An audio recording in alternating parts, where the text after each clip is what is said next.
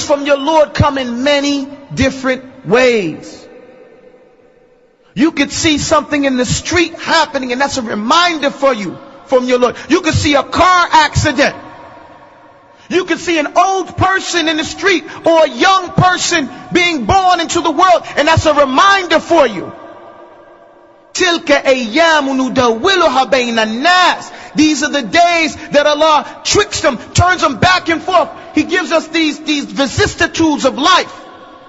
One day we live, one day we die. One day we celebrate life, one day we celebrate and commemorate death or a life. And we never know when it's going to be us or someone dear to us. اقترب للناس حسابهم. The people's account, your account, is getting closer and closer. What do you think is going on when we start going gray? I mean, that's a major sign. And most of us here are going gray. We have some gray. How long do you think you're going to live? What do we as the Muslims believe? And what does our belief make us do?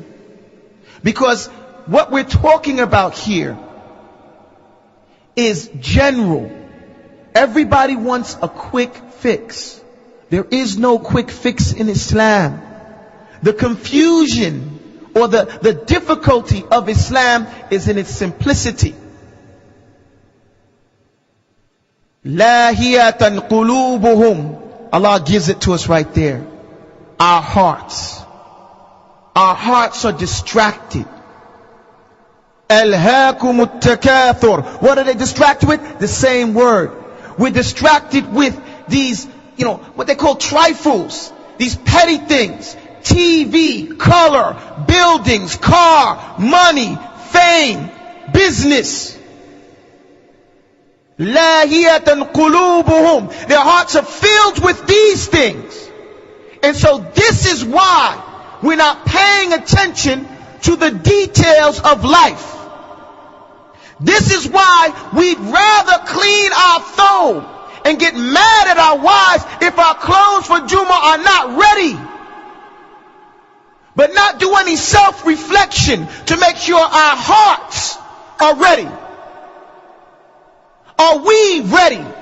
Are we spiritually ready to make the changes, the internal changes that each and every individual has to make in order to establish Islam first and foremost in their own selves? Then it transcends to those around you.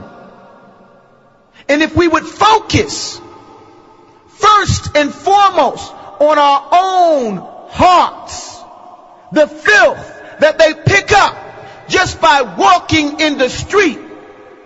Let's not even say that the things that you yourself think about, the things that you pick up, like the filth you pick up from walking in the street, the music that gets in there, the hatred, the animosity, the bad taste, the guilt.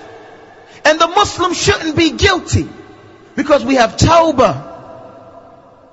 The Prophet, Allah subhanahu wa ta'ala, he always describes the mujrimun, the criminals, as having guilt. Why do they have guilt? Because they did it. It doesn't mean that they feel remorse, but they're guilty of whatever they did. How does a person stop being guilty? He repents and he follows up a bad deed with a good one. A criminal is not considered a criminal if he's paid his debt to society. We pay our debts to Allah subhanahu wa ta'ala for violating His laws by repenting back to Allah and following up that bad deed, that bad thought with a good one. And we purify our hearts. We set ourselves right by returning back to that right position. But it's just like Allah subhanahu wa ta'ala said, Lahiyatan qulubuhum. The people's hearts are distracted. Our hearts, let's not say someone else. Our hearts are distracted. What are they distracted with? You know. Everybody here knows what his dhamir, what his conscience is considering. What happens? وَأَصَرُّوا النَّجْوَى الَّذِينَ ظَلَمُوا. Allah says those who are the oppressors. But let's take it on the language. Because people oppress themselves. Anybody who violates the law of Allah has oppressed themselves. People conceal their secret thoughts and their secret conversations. When someone comes and gives us some advice and we don't like it, هَلْ هَذَا إِلَّا بَشْرٌ مِثْلُكُمْ. This guy, who do you think he is? He's nobody, just somebody just like us. We say that. Not just to the Anbiya, but to the Imam, to the Du'at, to the guy in the street. Somebody tells you Islam says you have to grow a beard. You get mad at him. Like he's the problem.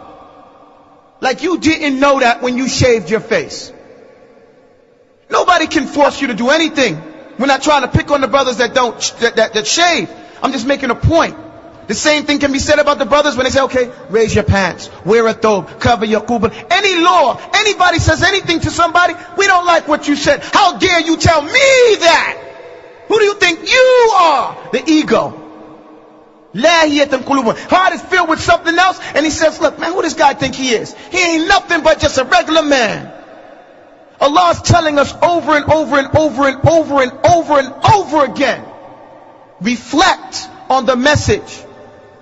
Because your account with your Lord is coming. And all we've been doing is wasting our time.